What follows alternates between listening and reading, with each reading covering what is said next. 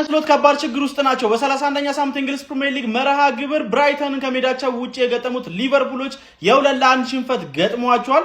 በጣም ከባድ መንገጫገጭ ውስጥም እንደሚገኙ በፕሪሚየር ሊጉ እየተመለከትን እንገኛለን። በገዛ እጃቸው ከተፎር ፉክክር ወደ ኋላ እየሸሹ ነው እየተመለከትን የምንገኘው። ይህንን ጨዋታ አሸንፈው ቢሆን ኖሮ አትሊስት ለጊዜውም ቢሆን ቶፕ 4 መግባት ይችሉ ነበር። ዩናይትድን ነጥብ መጣል ተጠቅመው እንግዲህ ከዩናይትድ ጋር ያላቸውንም የነጥብ ልዩነት ማጥበብ የሚችሉበት እድል ይፈጠር ነበር። ነገር ግን ያንን ማድረግ አልቻሉም ነበረ። ፈርስት ሃፍ ተመጣጣኝ እንቅስቃሴ ነበር የተመለከትነው። እንደውም በሙከራ ሊቨርፑል የተሻለ ነበር። ሰከንድ ሃፍ ግን ብራይተን በጣም ድንቅ ፐርፎርማንስ ነበራቸው። በጨዋታው ላይ ዊልቤክ ነው ሁለቱንም ጎሎች ለብራይተን ማስቆጠር የቻለው። 14ኛው ደቂቃ ላይ ጎል አስቆጥሮ ከዛ በኋላ ሊቨርፑል 30ኛው ደቂቃ ላይ ኬዝ የደንክን ስህተት ተጠቅሞ ጎል ማስቆጠር ችሎ አቻ ማድረግ ችሎ ነበረ። ከዛ በኋላ ግን ከሁለተኛው አጋማሽ በኋላ ዳኒ ዊልቤክ በድጋሚ 56ኛው ደቂቃ ላይ ሁለተኛውን ጎል አስቆጥሮ በዛው ጨዋታው በብራይተን ወደ አንድ አሸናፊነት ሊጠናቀቅ ችሏል።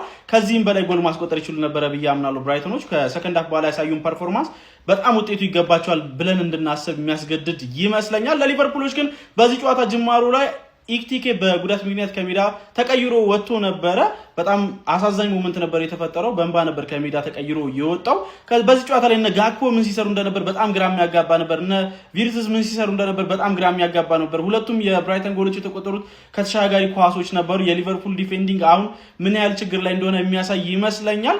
ሪዮንጎ ሞሃንዶም ተቀይሮ ከገባ በኋላ ሰከንድ ሃፍ የተሻለ ጫና መፍጠር የቻለ ተጫዋች ነበር። የ17 ዓመት አንድ ታዳጊ ማለት ነው። ለማንኛውም እናንተ ስለ ጨዋታ ምን ትላላችሁ? ሊቨርፑሎች በ49 ነጥብ በሰዓት በፕሪሚየር ሊጉ 5ኛ ደረጃ ላይ ተቀምጠዋል። ቼልሲ ቀሪ ጨዋታውን ማሸነፍ የሚችል ከሆነ የሊቨርፑልን 5ኛ ደረጃ መረከብ የሚችል ይሆናል ማለት ነው። የፕላስ ምልክቱ መጫ እንዳትረሱ።